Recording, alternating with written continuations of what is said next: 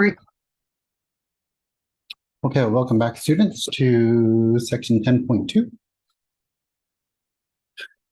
inverse Laplace transforms. Okay.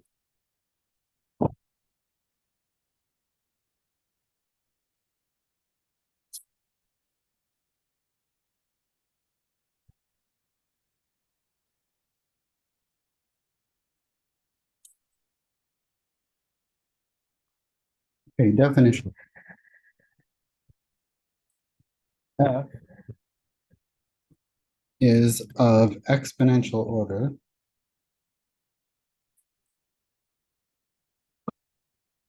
on 0 to infinity if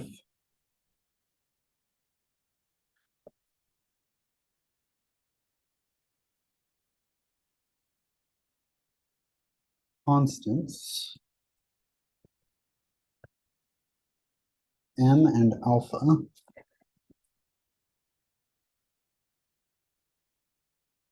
such that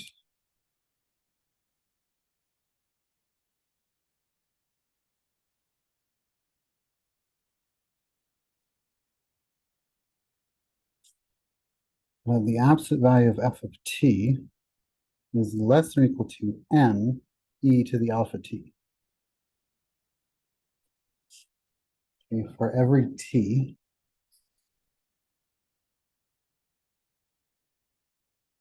greater than or equal to 0, which is greater than 0, sorry.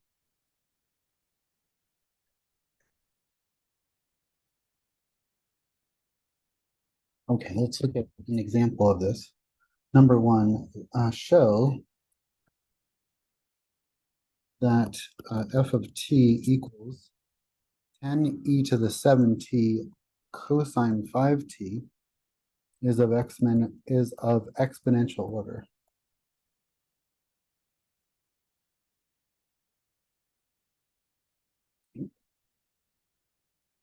Okay, since the absolute value of cosine 5t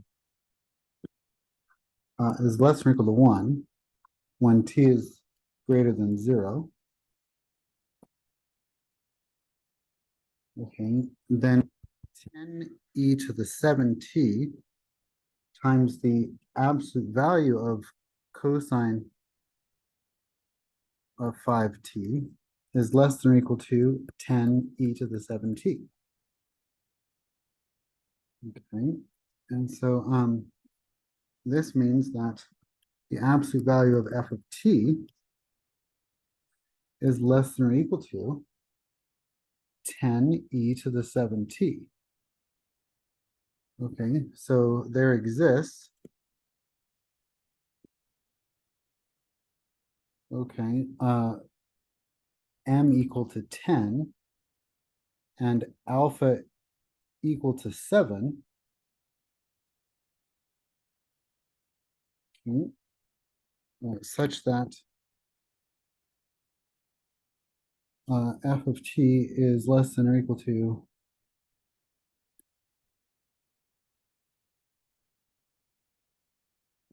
less than or equal to 10 e to the 7t. Okay, therefore, f of t is of exponential order. Okay.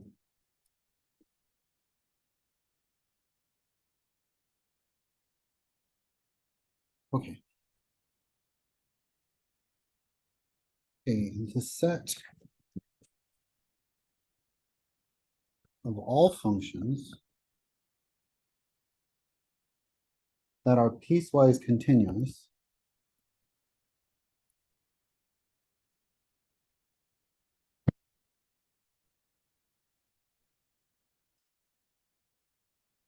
on 0 to infinity are also, and are also of exponential order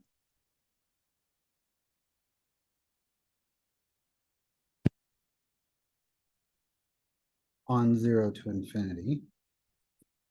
Okay, they said all functions that are piecewise continuous and are also of exponential order. For all the exponential order functions, okay, regardless of whether or not I just have one or I have many piecewise exponential order functions, form a vector space. Okay, and we call that E from 0 to infinity. The vector space exponential order. Okay. Okay, and then if f is an element of E from 0 to infinity, then the Laplace transform of f exists. Okay.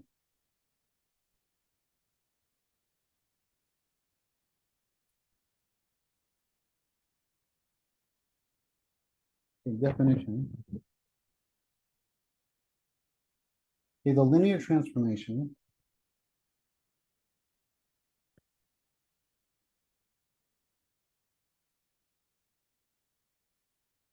okay, L inverse, which corresponds to the range of L,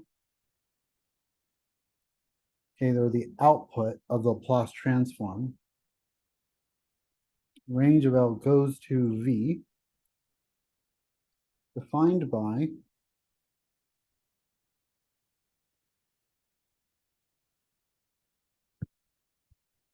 L inverse of f of s is equal to f of t. If and only if L of f of t is equal to the Laplace transform. Okay, f of s. This is called the inverse Laplace transform.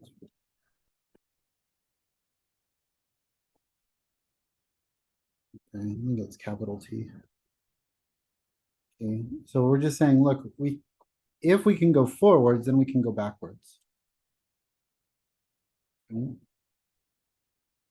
So let's look at some properties of the inverse Laplace transform. The inverse Laplace transform of f plus g is equal to the inverse Laplace transform of f plus the inverse Laplace transform of g. Okay. The inverse Laplace transform of c times f, constant times my Laplace transform function. These are f on s's, by the way. These are f on s plus g on s. Okay. Just to let you know that, this is going to be equal to c times the inverse Laplace transform of s.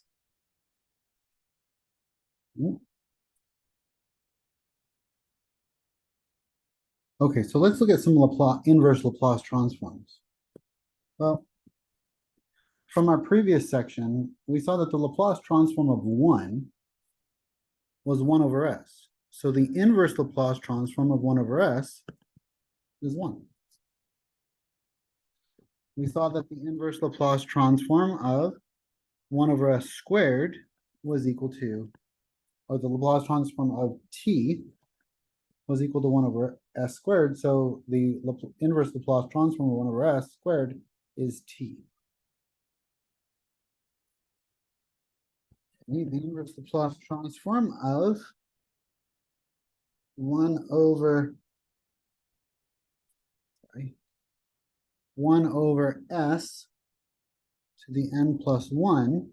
Okay, before we had, if we have n factorial here, and there's a reason that we're putting 1 there. If we have n factorial there, then this would be equal to t to the n power. However, I'm going to write this as 1, which means that this would be t n over n factorial, because the n factorials would have to cancel out. Inverse Laplace transform of 1 over s minus a is e to the at.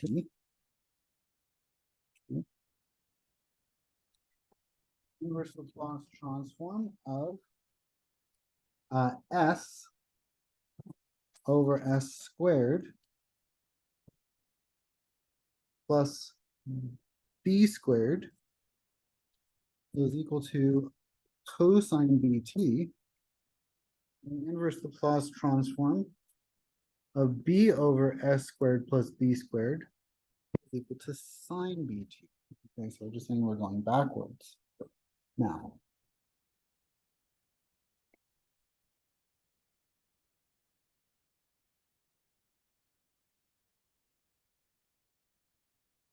Okay,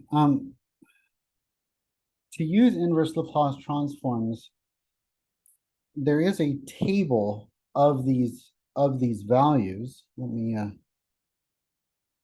show you that real quick.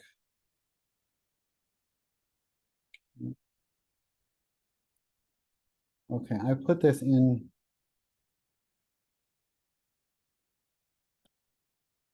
on Canvas.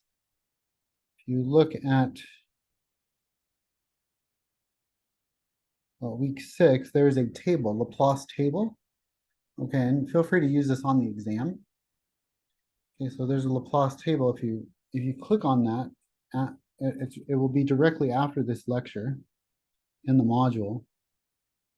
If you click on that, it'll show you what the Laplace transform is, and then you could go back and forth between these two. So the Laplace transform for 1 is 1 over s, and the inverse Laplace transform for 1 over s is 1. And this is just kind of a nice table that shows you all the values for various functions of t and what the Laplace transforms are, and then you can use that to go backwards as well, forwards and backwards. Okay.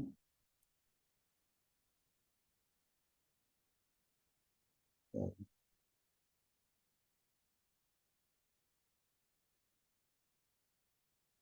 let me pull this up. I think there's 36 of them. Okay, and so yeah. No, 37. Sorry, there's 37 of these Laplace transforms in this table. Okay, from very easy to very complex. Okay. So if I want to go forwards and backwards, I can use this table. Okay, get out of that. Go back to our notes.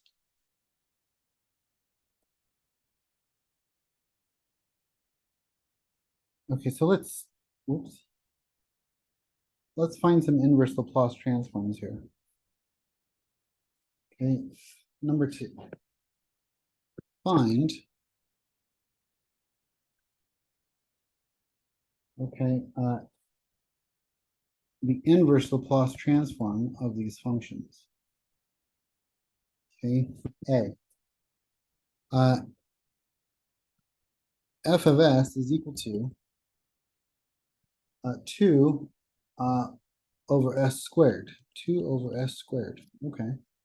So this is going to be, okay, the inverse Laplace transform of 2 over s squared, which from those properties, I can show that that's 2 times the inverse Laplace transform, okay, of 1 over s squared. Okay, and we said right above here that 1 over s squared was t. So this becomes 2t. Okay, so that's that inverse Laplace transform. Okay, B. Let's look at this one. This is f of s is equal to 3s over s squared plus 4. Right? Okay, let me rewrite this. F of s is equal to 3 times, I'm going to do s over s squared plus 2 squared. Right? What is that? What is that going to translate into? Well, this is the inverse Laplace transform of 3 times s over s squared plus 2 squared, okay, is equal to 3 times the inverse Laplace transform of s over s squared plus 2 squared. Okay, and so, whoops.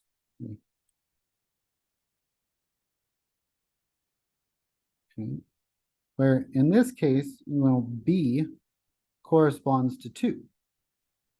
Okay, b is just a constant, the constant 2. And so if I look right above here, that's going to be cosine bt. So this is going to be cosine 2t. So this is 3 cosine 2t.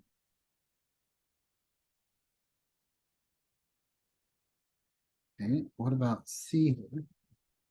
C, f of s is equal to 3s plus 2 over uh, s squared minus 3s plus 2. Okay, so what can we do with this guy here? Well, let's factor the bottom. Okay, so this is going to be equal to f of s is equal to 3s plus 2 over, this is going to be s minus 1 times s minus 2. Okay, and what I want to do here is use partial fractions. Okay, so let's say that 3s plus 2 over s minus 1 times s minus 2 is equal to a over s minus 1 plus b over s minus 2. And let's multiply everything through by s minus 1, s minus 2. Okay, and I get 3s plus 2 on one side, a times s minus 2 plus b times s minus 1. Okay, if I let s equal 1, then b goes to 0, and I'm left with 3 times 1 plus 2. Okay, 3 times 1 plus 2 is equal to a times negative 1. Okay, 1 minus 2, and this is going to be plus b times 1 minus 1. This goes to 0. This is going to be 5 is equal to negative a. So a had to be negative 5. Okay. Okay, if I let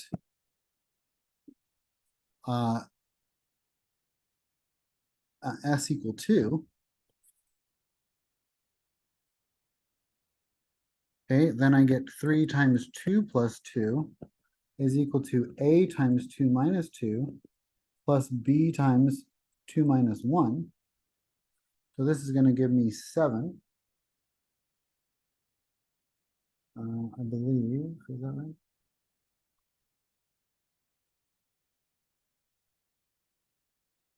And then this is 1. Let's see. S equal 2. Then, oh no, not 7, it's 8. 8, sorry. This is 8. And that equals 0, and that equals 1b. So b is equal to 8. So now what I have is I have f of s is equal to a, which is negative 5, over s minus 1, okay, plus b, over s minus 2, but b is 8 over s minus 2. Okay, so my inverse Laplace transform